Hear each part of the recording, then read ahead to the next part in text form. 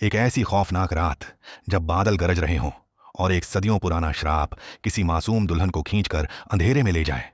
दोस्तों, 14 साल बाद जब प्रियदर्शन और अक्षय कुमार की जोड़ी वापस आई तो सबने सोचा कि एक और भूल भुलैया मिलेगी। मगर इस बार कहानी किसी दिमागी बीमारी की नहीं, बल्कि एक सिलसिलेवार डेमोनिक एंटिटी वधूसुर की है। आज हम बात कर रहे हैं हाल ही में रिलीज हुई फिल्म भूत बंगला की। एक ऐसी फिल्म जिसमें हॉरर भी है, प्रियदर्शन स्टाइल क्योस भी है, और हां, अक्षय कुमार के फेस पर वो अजीब से डी एजिंग के व्हाइट मार्क्स भी हैं जिस पर पूरे इंटरनेट पर बवाल मचा हुआ है। आखिर कौन है ये वधूसुर? क्या सच में अर्जुन ने मौत को हराकर भूत देखने की ताकत पाई? और क्या ये फिल्म सच में ब्लॉकबस्टर है या बस एक लेजी कॉपी? सब कुछ जानेंगे आज की इस डीप एक्सप्लेनेशन वीडियो में। तो बिना किसी देरी के चलिए शुरू करते हैं। कहानी शुरू होती है मंगलपुर नाम के एक छोटे से कस्बे से। एक तूफानी रात में कुछ मुसाफिर एक सुनसान रेलवे स्टेशन पर फंसे हैं। वहां एक पुराना मलंग यानी मिस्टिक उन्हें इस कस्बे की एक ऐसी दास्तानों के बारे में बताता है जिसे सुनकर आपके रोंगटे खड़े हो जाएंगे। वो बताता है मंगलपुर में एक श्राप है, एक ऐसी बला जिसे लोग वधूसुर कहते हैं। ये कोई आम भूत नहीं है, ये एक राक्षस है जो शादी की रात से ठीक पहले दुल्हनों को उठाकर गायब कर देता है। बात बरसों पुरानी है। एक बारात की बस रास्ता भटककर मंगलपुर के जंगल में फंस जाती है। ड्राइवर लोगों को बहुत मना करता है कि यहां मत रुको, यह जगह मनहूस है, मगर किस्मत को कुछ और ही मंजूर था। बस खराब हो जाती है और उसी रात अंधेरे में एक अनजान सिलसिलेवार ताकत बारात पर हमला करती है और दुल्हन को घसीट कर ले जाती है।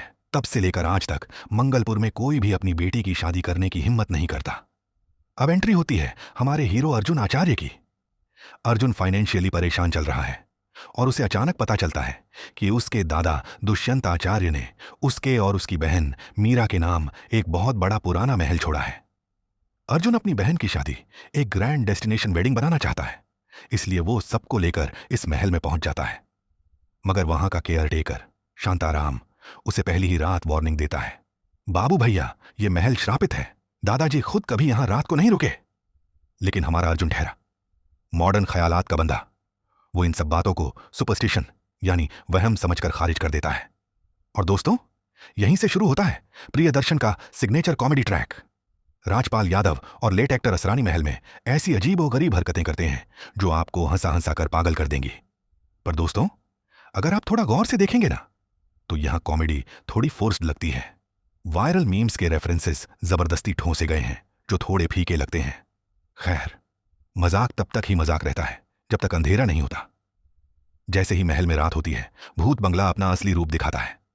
महल का एक कमरा जो एक सील्ड प्रेयर रूम है, वहां से अजीब अजीब चीखें और घुंघरुओं की आवाजें आने लगती हैं। मीरा को अजीब सा साया दिखता है और पूरा परिवार खौफ में जीने लगता है। अर्जुन को अब लगने लगता है कि यहां कुछ ना कुछ तो पक्का गड़बड़ है।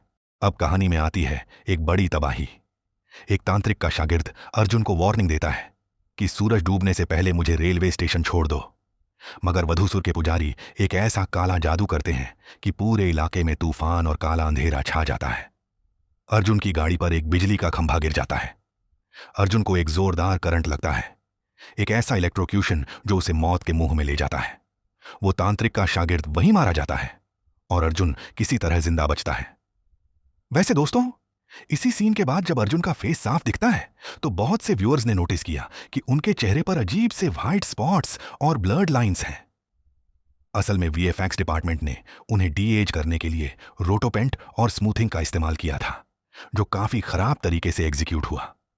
50+ की उम्र में उन्हें एक लेट 30s का लड़का दिखाने की यह कोशिश थोड़ी अजीब लगती है और इंटरनेट पर लोग इस बात का मजाक उड़ा रहे हैं।